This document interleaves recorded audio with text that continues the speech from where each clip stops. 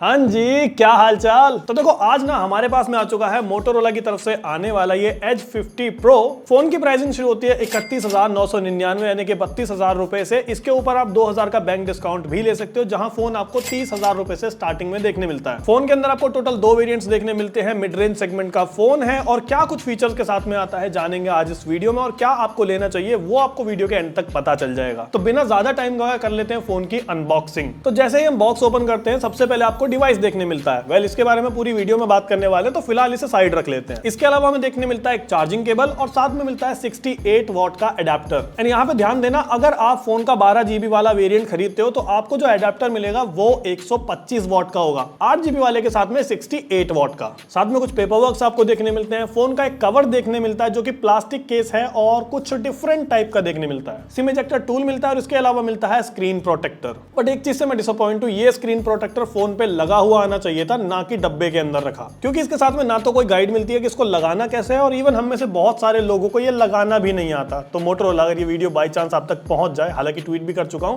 So please इस पे ध्यान देना। तो अब फोकस करते हैं हमारे स्मार्टफोन के ऊपर। और भाई साहब क्या ही डिजाइन है फोन का, क्या ही फील आती है। बाय द वे ये जो मेरे पास में कलर है ये है ब्लैक ब्यूटी। इसके अलावा आपको ल्यूक्स लेवेंडर भी देखने मिल जाएगा जो कि आपको मिलेगा वीगन लेदर के साथ में। एंड एक और कलर ऑप्शन भी है जो कि होगा मूनलाइट पर्ल, जिसके काफी कम यूनिट्स बनाएंगे ऐसा मोटो ने खुद ही कहा है। फोन की इन हैंड फील काफी ज्यादा प्यारी है। पीछे की तरफ ये रबराइज टेक्सचर है जिससे आपको पकड़ने में और भी ज्यादा ग्रिप अच्छी मिलती है। एंड ये फोन आता है कर्व्ड स्क्रीन के साथ में, जो कि नाम से आपको पता चल ही गया होगा, Edge 50 Pro। फोन के टॉप साइड की बात करें तो ऊपर आपको देखने मिल जाता है डॉल्बी एटमॉस। यस, यही वाला साउंड इसके अंदर आपको देखने मिलने वाला। इसके अलावा सेकेंडरी माइक्रोफोन भी आपको देखने मिल जाता है। राइट साइड में वॉल्यूम बटन देखने मिलते हैं, पावर बटन देखने मिलता है। इसके अलावा एक और होल है जिसके अंदर में भी एक और माइक्रोफोन भी हो सकता है। लेफ्ट साइड एकदम क्लीन है। बॉटम साइड की बात करें तो आपको सिम ट्रे देखने मिल जाती है, जहां पे आप 2 नैनो सिम कार्ड लगा सकते हो। मेमोरी कार्ड का सपोर्ट इस डिवाइस के साथ आपको नहीं मिलता। साथ में आपको एक माइक्रोफोन मिल जाता है, टाइप सी पोर्ट मिल जाता है। इसके अलावा स्पीकर ग्रिल मिल जाती है। वैसे फोन के अंदर आपको डुअल स्पीकर मिलता है, एक स्पीकर आपको ऊपर मिलता है ईयर पीस के पास। फोन का वॉल्यूम काफी अच्छा है, आवाज काफी ज्यादा लाउड है, क्वालिटी भी काफी अच्छी आती है। और बाय द वे इसके अंदर आपको स्नैपड्रैगन साउंड मिलता है, ऐसा भी मैंने कई जगह पे लिखा हुआ देखा है।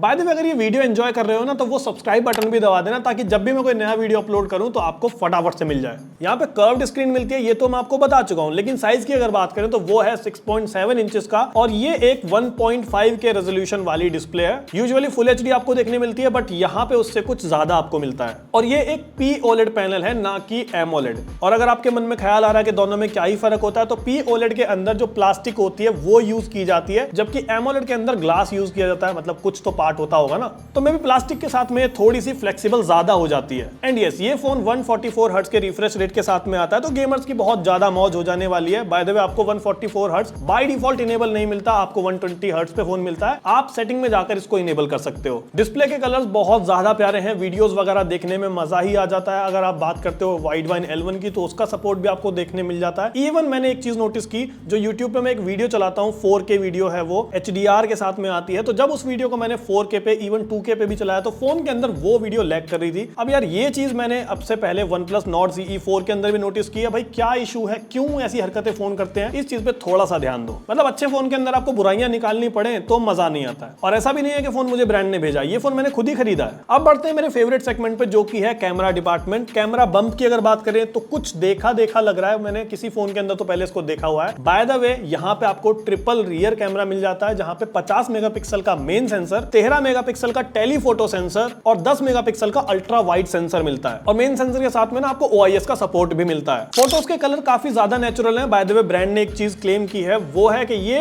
पहला फोन है जो पैंटोन वैलिडेशन के साथ में आता है। अब इसका ये मतलब है जो कलर आपको आंखों से जैसा दिख रहा होगा, आपका फोन भी उसे वैसा ही कैप्चर करेगा और स्क्रीन पे आपको वही कलर वैसा ही देखने मिलेगा। सो मैंने काफी सारे फोटोज कैप्चर किए हैं इस फोन के साथ में, रिजल्ट्स काफी ज्यादा इंप्रेसिव है, डिटेल्स काफी अच्छे से कैप्चर कर लेता है। इसके अलावा जो कलर्स आते हैं वो भी बहुत प्यारे आते हैं। HDR को भी काफी अच्छे से मैनेज कर लेता है। अब क्योंकि यहाँ पे आपको टेलीफोटो लेंस भी देखने मिलता है तो इसके साथ में आप 3x फोटोज इजीली कैप्चर कर सकते हो। जो फोटोज की क्वालिटी आती है, इसमें भी जो फोटोज की डिटेल्स आती हैं बहुत बढ़िया लगती हैं। मतलब अब से पहले मैंने ये चीज सैमसंग की S23 सीरीज के अंदर ट्राई की है, वहां पे काफी अच्छे रिजल्ट्स आते हैं। सेम वैसे ही रिजल्ट्स मुझे इस डिवाइस के साथ में भी मिले हैं। इवन आपको digital zoom up to 30x भी देखने मिलता है, तो मून की फोटो भी आप ले सकते हो। ये एक फोटो आप देख सकते हो, सबसे पहले मैंने इसको अल्ट्रा वाइड पे कैप्चर किया, इसके बाद में 1x पे कैप्चर किया, फिर इसको 3x पे किया, फिर इसको 10x पे किया, फिर इसके बाद में 20x पे किया और फिर 30x पे। तो 30x तक आते आते भी फोटो जो थी काफी ज्यादा यूजेबल थी। जो टेक्स्ट लिखा हुआ था वो काफी अच्छे से पढ़ने में आ रहा था। और ये आलम तब है जब मैंने फोटो को नाइट में कैप्चर किया, तो नाइट के कुछ शॉट्स भी आप अपने स्क्रीन पे देख सकते हो। भाई बहुत ही बढ़िया तरीके से करता है। मतलब पहली बार मेरे साथ में ऐसा हो रहा है कि मैं दिल खोल के किसी कैमरा की तारीफ कर पा रहा हूं। और ये मेरे अपने वर्ड है, ऐसा मत समझना कि ब्रांड ने इस चीज के लिए पैसा दिया ना, ये अपनी जेब से खरीदा है। ये भी फ्रंट कैमरा की बात करते हैं तो 50 मेगापिक्सल का आपको देखने मिल जाता है एंड ये भी काफी अच्छे शॉट्स लेता है। आप चाहे पोर्ट्रेट में सेल्फी ले रहे हो, आप चाहे ग्रुप सेल्फी ले रहे हो, आप इंडिविजुअल ले रहे हो, डे में ले रहे हो, नाइट में ले रहे हो, भाई सब बढ़िया है। तो अभी जो ये वीडियो में रिकॉर्ड कर रहा हूँ ये मोटो के बैक कैमरा के साथ में कर रहा हूँ और यहाँ जो रेजोल्यूशन मिल रहा है वो है 4K का, फ्रेम रेट है 30। अगर मैं 60 फ्रेम रेट के साथ में जाता हूँ तो रेजोल्यूशन मुझे 1080 पिक्सल्स का ही मिलेगा। और अब रेजोल्यूशन है 4K 30 fps का इसके फ्रंट कैमरा के साथ में।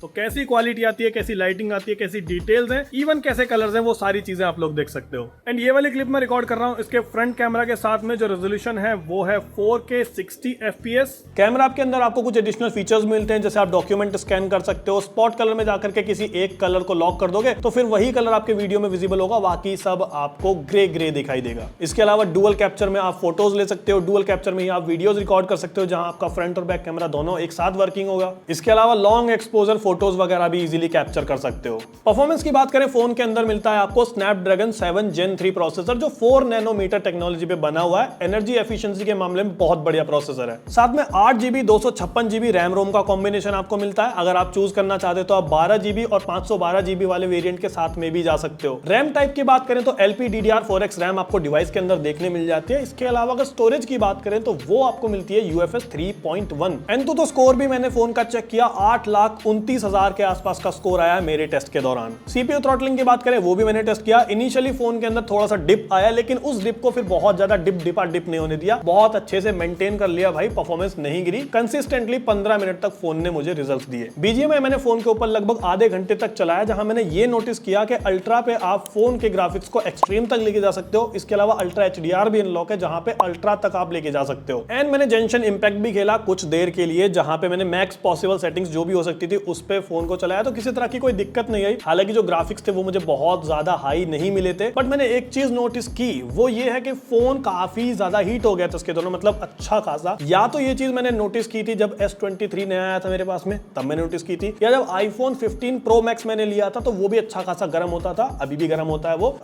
ये फोन भी थोड़ा गर्म करता है। मतलब मेरा ऐसा मानना है कि साइड में मेटल की प्लेट है वो ज्यादा फील कराती है कि आपका फोन हीट हो रहा है। इवन पीछे की तरफ आप देखोगे तो यहाँ भी आपको अच्छा खासा नोटिस होता है फोन गर्म हो रहा है। बाकी गेमिंग के दौरान आपको गेम मोड भी मिल जाता है जहां पे आप फोन की परफॉर्मेंस वगैरह देख सकते हो और काफी सारी चीजों को ब्लॉक कर सकते हो ताकि आप अपने गेम पे फोकस कर सको। अब बात कर लेते हैं फोन की बैटरी और चार्जिंग डिपार्टमेंट में। तो फोन के अंदर लगी हुई है 4500 mAh की बैटरी, जो कि लगभग आपको एक दिन का बैटरी बैकअप आराम से दे देती है, क्योंकि प्रोसेसर वगैरह अच्छा है। हाँ, बहुत ज्यादा तगड़े वाला यूज करोगे आप तो एक दिन नहीं चलने वाली, लेकिन नॉर्मल यूजर के हिसाब से एक दिन इजीली चलेगी। साथ में फोन के अंदर आपको 125 वॉट का चार्जिंग जो होती है उसका सपोर्ट देखने मिल जाता है। चार्जर अगर आप 8GB वाला वेरिएंट लोगे 68 वॉट का आपको मिलेगा। अगर आप 12GB वाला वेरिएंट लोगे तो उसके अंदर आपको मिलेगा 125 वॉट का। साथ में 50 वॉट की वायरलेस चार्जिंग भी मिल जाती है। ये मेरे ख्याल से एक अच्छी चीज है। वायरलेस चार्जर अगर आपके पास में है या फिर आप लेना चाहते हो तो भी आप फास्ट चार्जिंग कर सकते हो वायरलेसली। इसके अलावा 10 वॉट की रिवर्स वायरलेस चार्जिंग भी सपोर्ट है। आप अपने फोन का यूज करके अपने बाकी स्मार्टफोन हो गया, स्मार्ट वॉच हो गया या फिर आपके ईयरबड्स वगैरह हो गए वो भी चार्ज कर सकते हो। एंड ये फोन IP68 रेटिंग के साथ में आता तो 1 मीटर पानी के नीचे 30 मिनट तक आराम से सर्वाइव कर लेगा। कनेक्टिविटी के मामले में फोन ने रिकॉर्ड्स तोड़ दिए ऐसा मुझे लग रहा है। फोन के अंदर 15 5G बैंड अब तक मैंने 11 सुना था, 12, 13, 14 सुना था, 15 कहीं नहीं सुना। इसके अंदर 15 5G बैंड मिले हुए हैं। मतलब मुझे लग रहा है अगर मंगल ग्रह पे भी 5G चलता होगा ना तो वहां भी आप इस पे 5G चला पाओगे। साथ में VoNR का सपोर्ट है, या सिंपल शब्दों में कहें तो वॉइस ओवर 5G। इसके अलावा ब्लूटूथ 5.4 है जो कि लेटेस्ट है। NFC का सपोर्ट भी आपको देखने मिलता है। और अब की बार जो बिग मूव लिया है मोटो ने वो ये है, फोन के अंदर आपको मिलता है इनका नया नवेला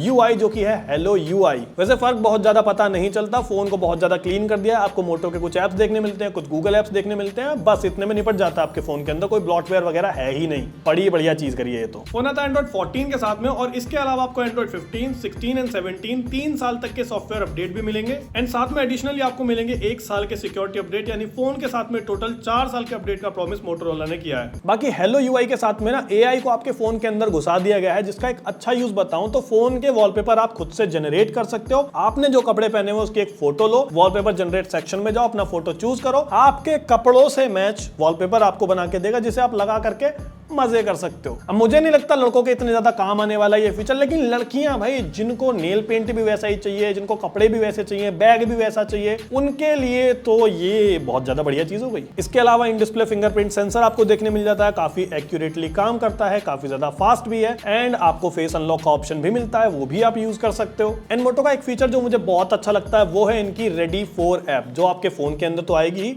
इसे आप अपने लैपटॉप या पीसी पे इंस्टॉल कर सकते हो, एंड इसके बाद में आपका फोन आपके पीसी पे कनेक्ट हो जाता है। जैसे आपने फोन लिंक ऐप यूज की हो, या फिर सैमसंग का आता है डेक्स मोड करके, वो यूज किया हो, तो सेम चीज आपको यहाँ पे भी देखने मिल जाती है, जहां पे आप फोन के थ्रू पीसी को कंट्रोल कर सकते हो, फोन की एप्स को पीसी पे चला सकते हो, क्रॉस प्लेटफॉर्म कॉपी पेस्ट कर सकते हो। इन शॉर्ट कहूं तो फोन का यूज करके अपने टीवी को या फिर अपने मॉनिटर को या लैपटॉप को एक एंड्रॉइड पीसी में कन्वर्ट कर सकते हो। सो यही था मोटोरोला एज 50 प्रो। भाई देखो मुझे डिवाइस काफी ज्यादा प्रीमियम लगा है, जिन लोगों ने शुरू में ले लिया उनको काफी ज्यादा सस्ता मिल गया, 27-28 हजार रुपए के आसपास उन्हें फोन मिल गया। नॉर्मली आप खरीदने जाओगे तो आपको 8 GB वाला वेरिएंट मिलेगा 32,000 रुपए का, 12 GB वाला वेरिएंट आपको मिलेगा 36,000 रुपए का, जिसके साथ में 2,000 का कार्ड डिस्काउंट आपको मिल जाएगा, और किसी तरह का कोई और डिस्काउंट अगर मिल रहा है तो ले लेना। अगर लेने का सोच रहे हो तो इस प्राइस पॉइंट के हिसाब से phone design wise, specs wise मुझे काफी ज्यादा पसंद आया। सो इतना ही था इस वीडियो में, आई होप आपको पसंद आई होगी। अगर वीडियो अच्छी लगी है तो लाइक शेयर कर देना, और अगर ऐसी वीडियोस और देखना चाहते हो तो सब्सक्राइब भी करते जाना। मैं आपसे मिलता हूं किसी नए वीडियो में किसी नए टॉपिक के साथ, तब तक के लिए गुड बाय।